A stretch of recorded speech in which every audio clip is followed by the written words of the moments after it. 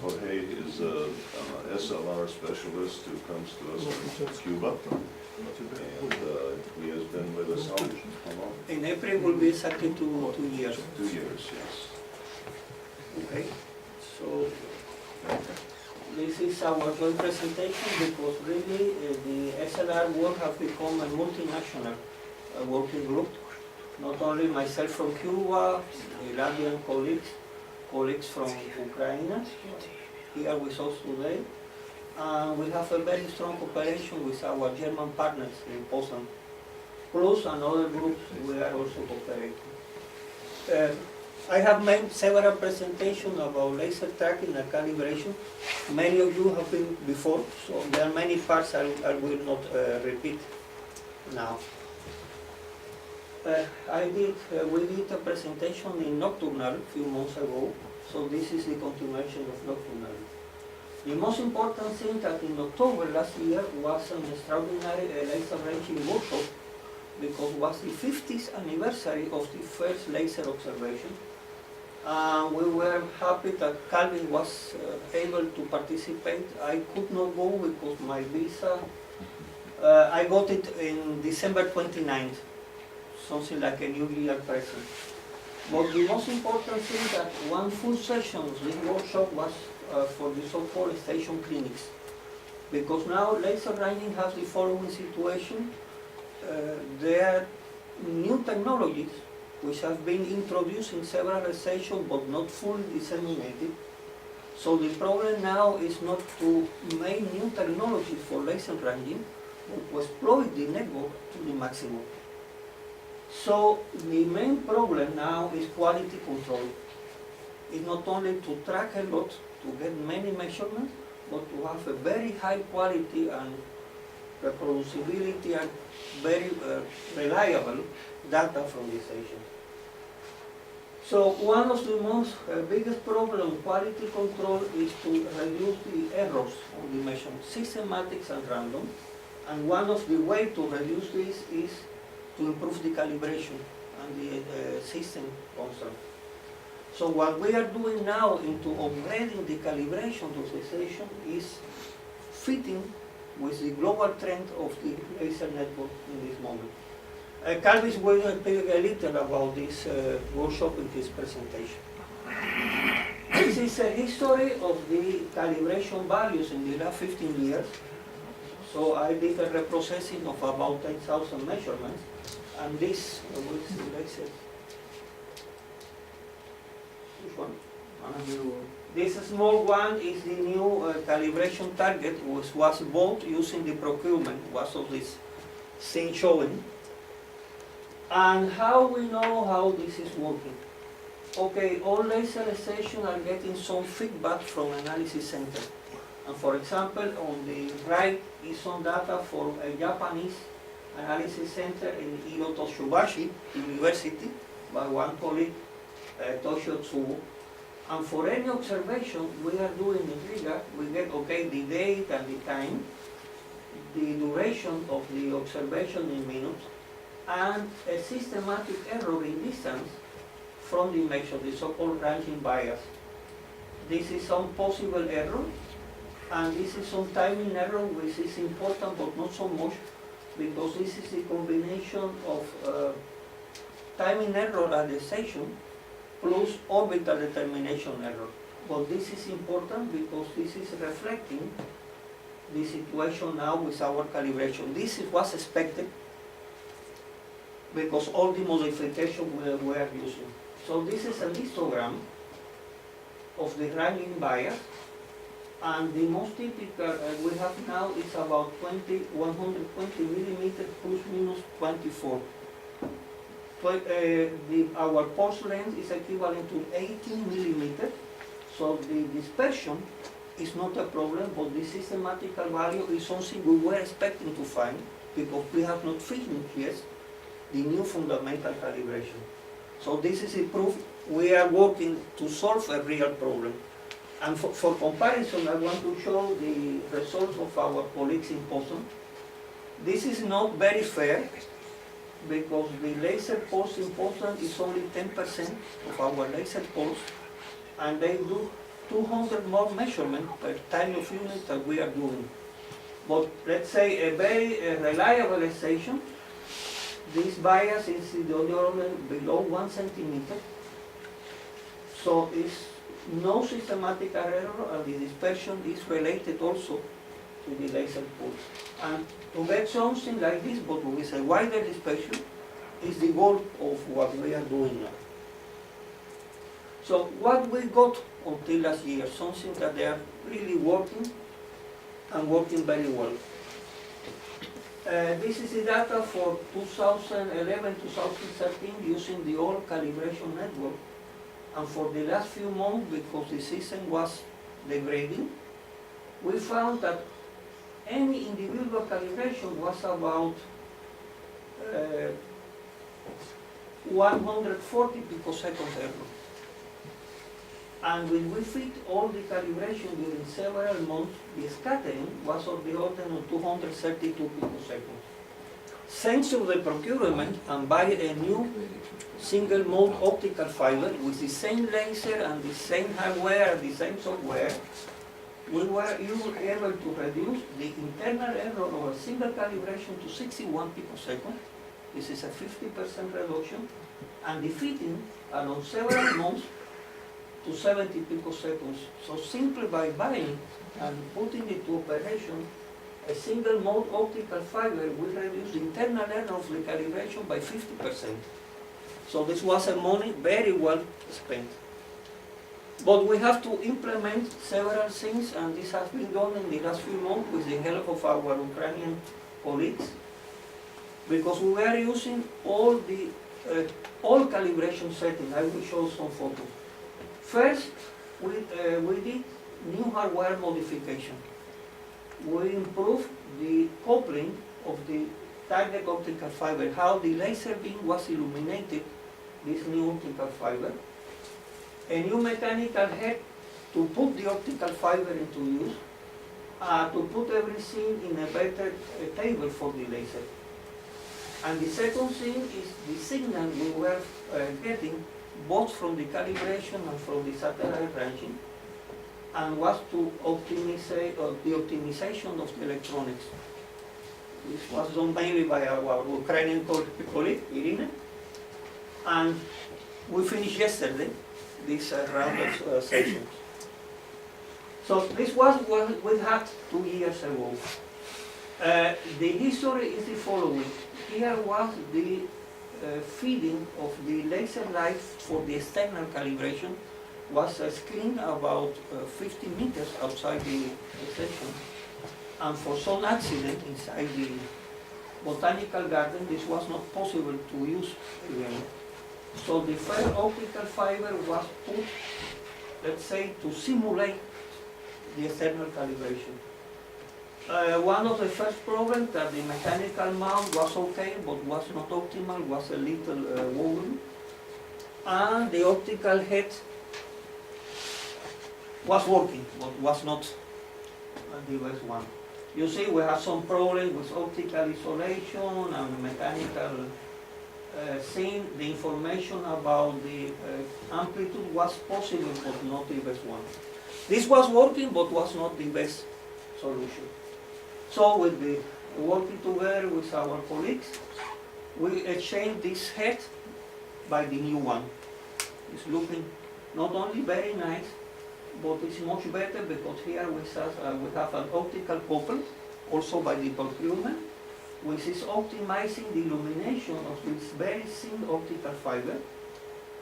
And this is the combination of filter plus modulation of the signal. And in the future even could be the possibility to mechanize.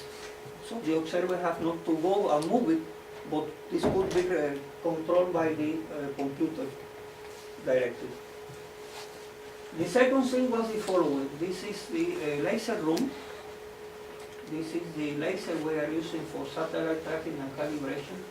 And the original optical path was the following. The green light was passing here, here, here, going to the telescope, and the infrared signal was passing here and to the start of the electronic, the photodiode.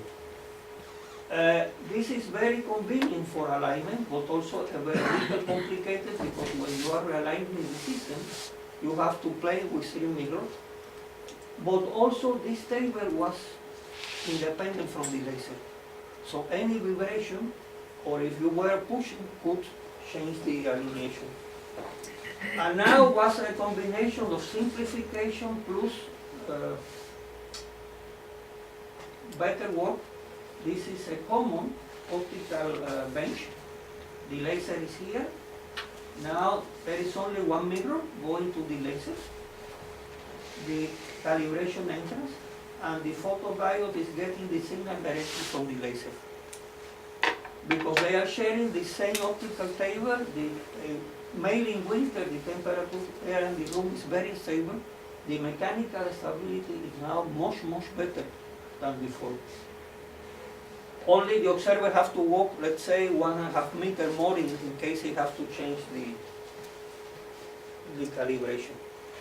The second part was this electrical optimization. We have several Japanese photomultipliers, and in the last weeks was a very complicated work. We have to process a lot of data.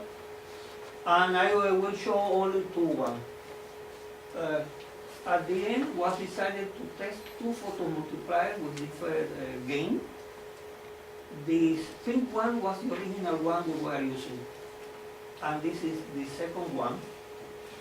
And as you see, this is more or less the signal stability related to the intensity of the light signal we were receiving. And this second photomultiplier is much more stable for a wider range of signal. That means if we are tracking satellite, we will get the same value of the measurement if the satellite is very bright, like the Japanese side, or the signal is very weak, like a GPS or a GLONASS satellite. This is from the intensity. Some graph of electronics. Any question you can ask Irina. So finally, we decided that the best compromise of background noise, signal response along the long range of intensity will be photomultiplier 1 with gain 250. And yesterday we put this into regular exploitation. And I can show you one of the experiments we did. This is also including the Riga event timer. In pink, in blue, is the raw measurement without the amplitude compensation given by the Riga event timer. At the same time, a new compensation curve was calculated. When we applied the compensation from the Riga event timer, which is the pink one, we have practically the same signal response for a very wide range of signal amplitude on the Riga event timer.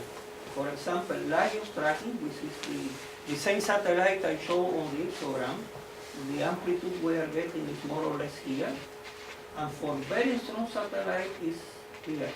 And the signal is very strong, we can modulate it using filters and everything.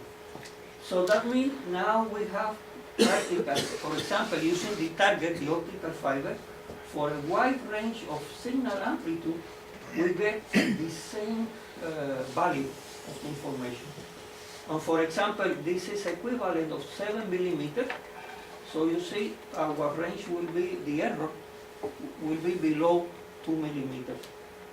Why this is important? Because for example, we can do a calibration with an amplitude 2000, and if we do a tracking, a Lagos observation with amplitude 1500 or 1500, we do not need to make special calibration for this satellite.